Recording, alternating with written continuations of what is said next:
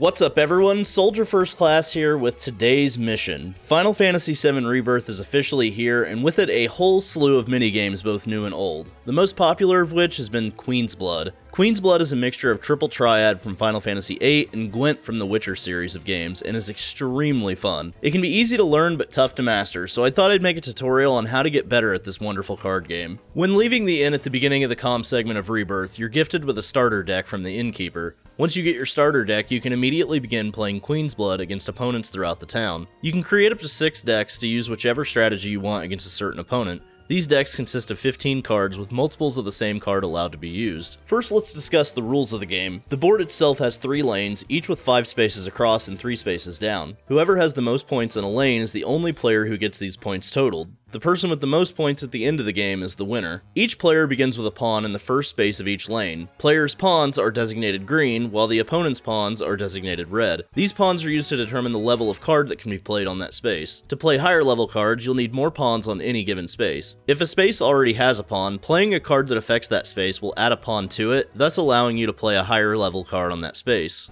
Now let's discuss the cards. Each card has 3 indicators: a power number, which adds points to whatever lane it's placed in, a pawn requirement, which is the amount of pawns a space needs for that card to be placed, and the positional diagram, which details which space it will occupy and which spaces around it will be affected by the card being placed. Special cards can have special abilities such as adding points to cards that land in its special square, or even removing points from a card in its special square. Much like any typical trading card game, you'll want to optimize your decks to deal in whatever strategy you decide to use. These can be all-out overpowering decks, a more defensive style of play, or even a middle ground of both attack and defense. When building a deck, I highly recommend you look at positionals first, as you don't want too many cards that do the exact same thing. This will leave you at a disadvantage as opposed to having a more well-rounded deck. You'll also want to balance the amount of pawns your cards cost so you don't have a bunch of high-level cards with no way to play them. Lower pawn requirement cards are supposed to be used to set up higher-powered combos and take advantage of your opponent's missteps. Be sure to include cards with special bonuses as much as possible so you can boost point totals when the time comes.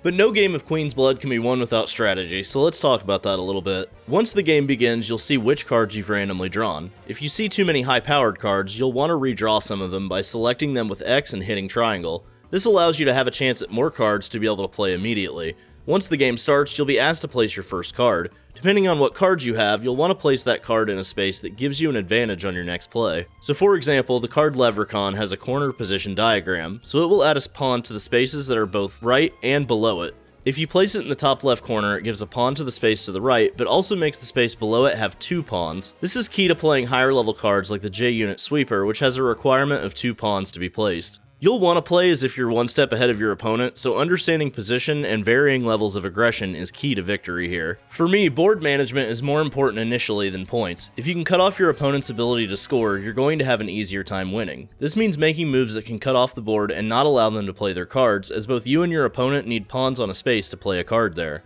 Don't worry if your opponent has a pawn on a space, because if you place a card next to it that affects that space, you'll steal that space back. But be careful, because your opponent can also do the same thing to your pawns. Make the wrong move, and not only will your opponent cut off your ability to play cards, they can also set up combos that can overtake a lane if you're not careful. You'll also want to use cards with low pawn cost and a higher power number to give yourself a score advantage, but don't worry because the lower power level cards can still be very viable through the use of special ability cards. For example, the Mu card has a special ability that when placed gives the space directly below it a +1 power bonus. You can use this to boost an already placed card or give the boost to a card placed in the future. Use this to gain an advantage or give you the extra point you need to overtake your opponent in that lane. Once all lanes have been filled or neither one of you can place cards, hold triangle during your final turn to end the game and start tallying the points. Be careful though, just because your opponent ends their turn doesn't mean that you can't place cards anymore. If you have the space available to you and you haven't quite scored enough, you can place a card in hopes that you capture that lane and the victory.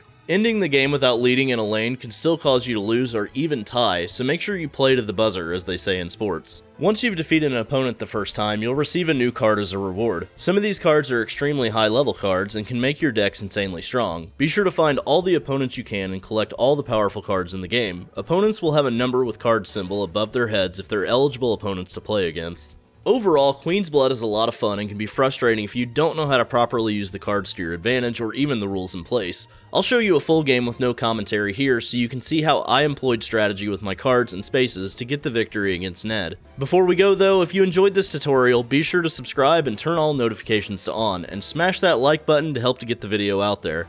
Thanks for watching, and I'll see you in the next mission. Later, guys.